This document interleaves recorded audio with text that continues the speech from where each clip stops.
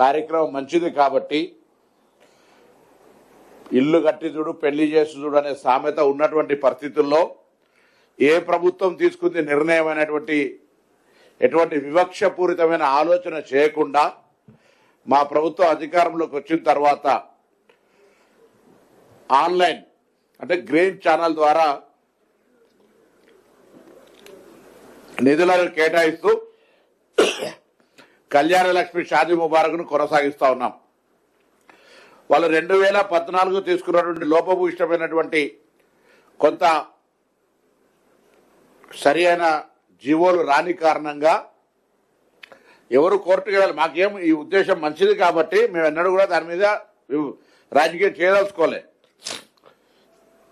ఇప్పుడు వేసిన పిటిషన్ వెనుక కూడా టీఆర్ఎస్ ఉందా లేదా అనేది నాకు ఏం ఆధారం లేవు కాబట్టి నేను చెప్తలేను. కానీ ఇది రాజకీయ పూర్వ కక్షతో జరిగినటువంటి కార్యక్రమం.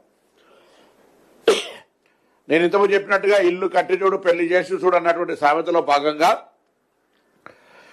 మేము ఈ కార్యక్రమాన్ని నిరంతరంగా కొనసాగిస్తా ఉన్నాం. ముందుగా ఈ కార్యక్రమంలో ప్రభుత్వం తరఫున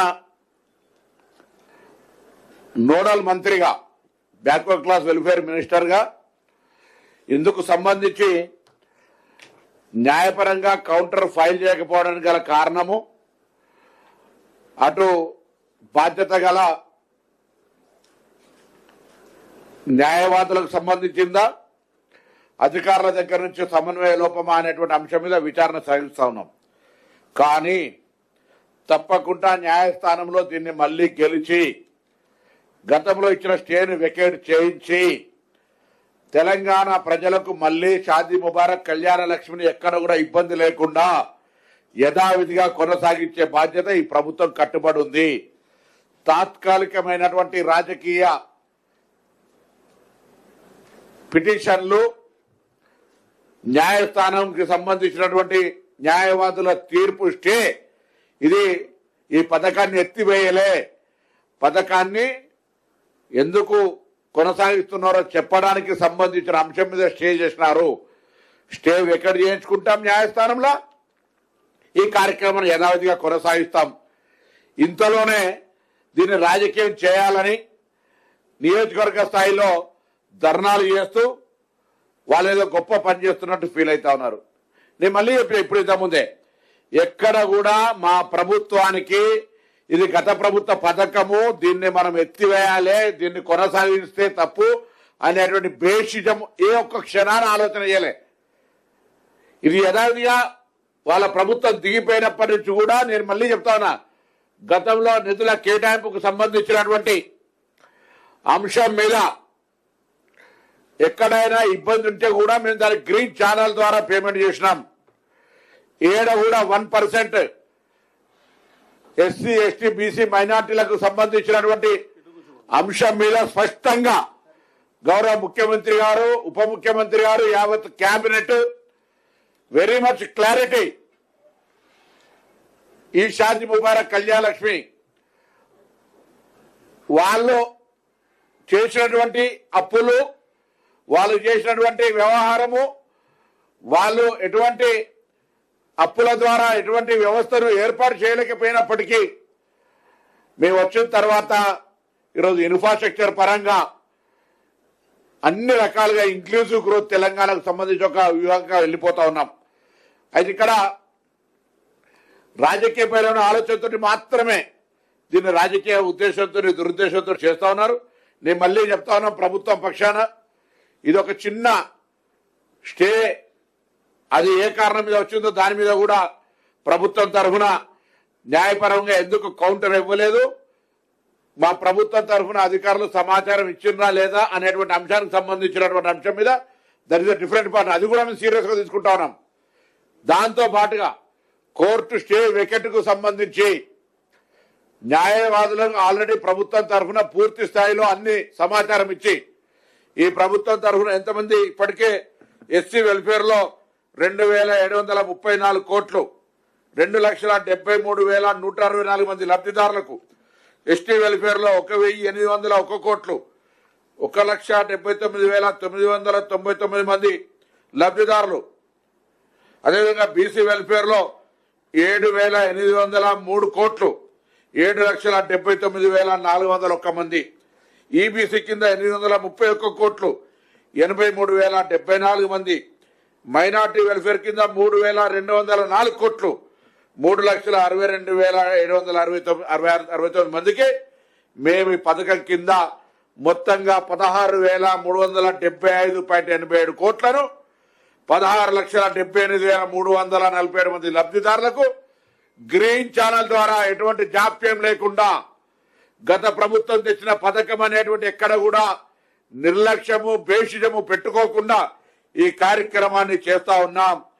రాజ్యాంగంలోని ఆర్టికల్ 162 కింద రాష్ట్ర ప్రభుత్వానికి ఉన్నటువంటి కార్యనిర్వాహక అధికారంతో ఈ సంక్షేమ పథకాన్ని అమలు చేస్తా ఉన్నాం.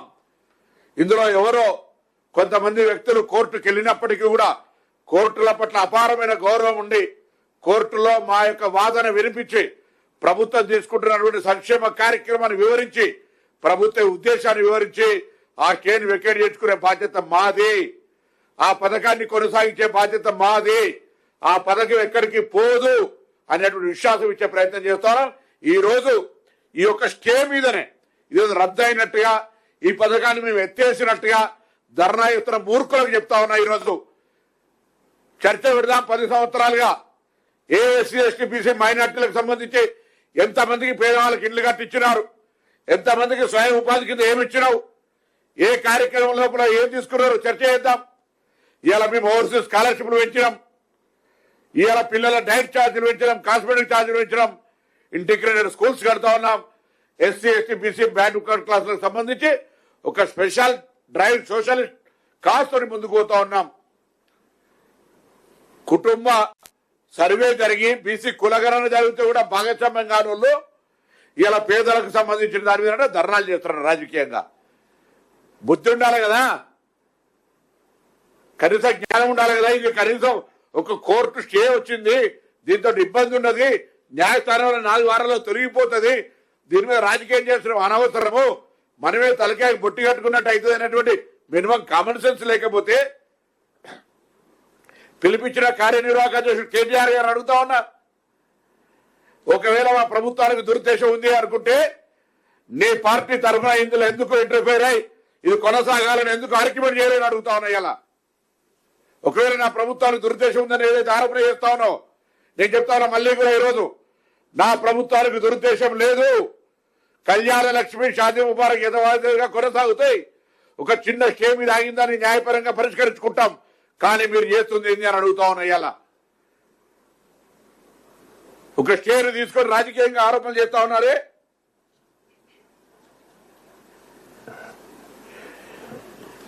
గతంలో కూడా దీనికి సంబంధించి ఒక Supreme Court Rai Sahib Ram Jawaya Kapur versus State of Punjab కూడా ఒకటి ముఖ్యమైనటువంటి మాకు ఆధారం ఉంది. ఎసెన్షియల్ లెజిస్లేటివ్ ఫంక్షన్ ప్రభుత్వం చేపట్టింది అనేటువంటి తప్పు వాదన సరికాదు. ఇవన్నీ కూడా లీగల్ గా మా తరఫున మేము అన్ని రకాలుగా ఎక్కడ కూడా పథకాల కోసం కేటాయించే బడ్జెట్ రాష్ట్ర శాసనసభ యొక్క బడ్జెట్ ఆమోదం పొంది ఉన్నది.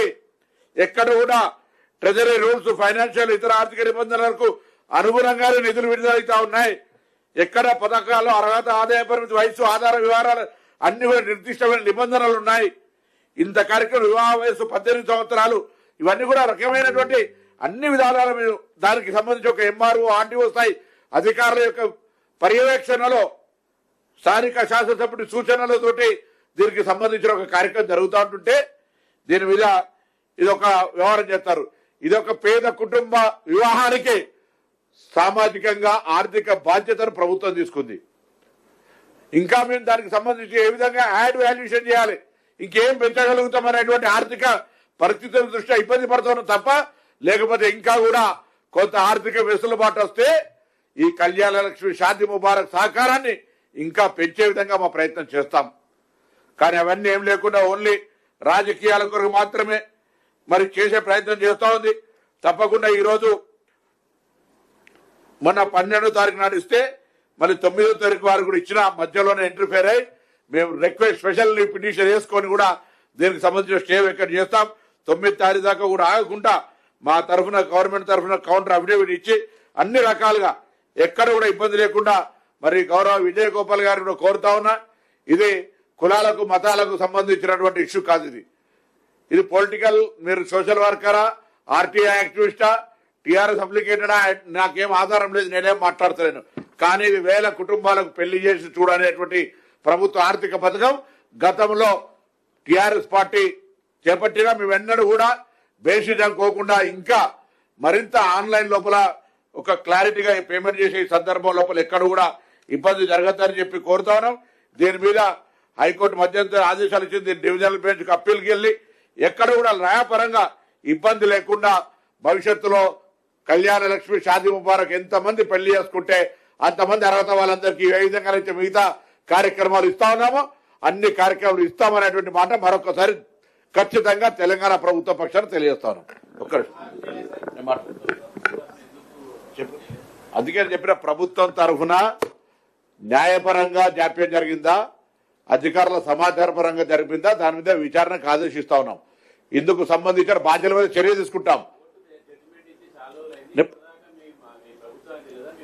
తెలుసు దానికి సంబంధించి. అందుకే నేనేమంటున్నా, దానికి సంబంధించి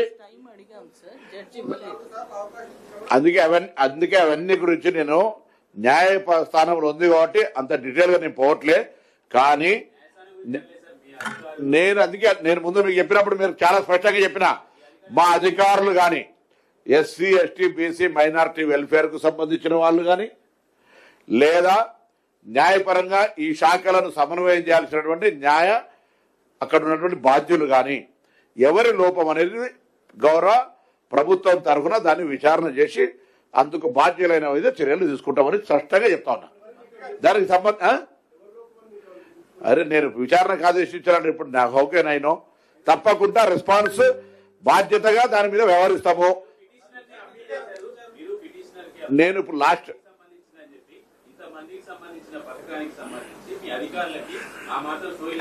నేను అదే చెప్తా ఉన్నా కదా, నేను అనే మాట మీరు అర్థం చేసుకుంటలేరు. నేను 100% దాని మీద very serious. Government is very serious. ప్రభుత్వం చాలా సీరియస్ గా ఉంది. అరే నేను అందుకే 4 సార్లు అవకాశం ఇచ్చిరా, 5 సార్లు అవకాశం ఇచ్చిరా. కౌంటర్ ఫైల్ చేయకపోవడానికి గల కారణం న్యాయవాదుల తప్ప, అధికారుల తప్ప. తెలిసిన తర్వాత యాక్షన్ తీసుకోకపోతే you can ask question. Please try to understand.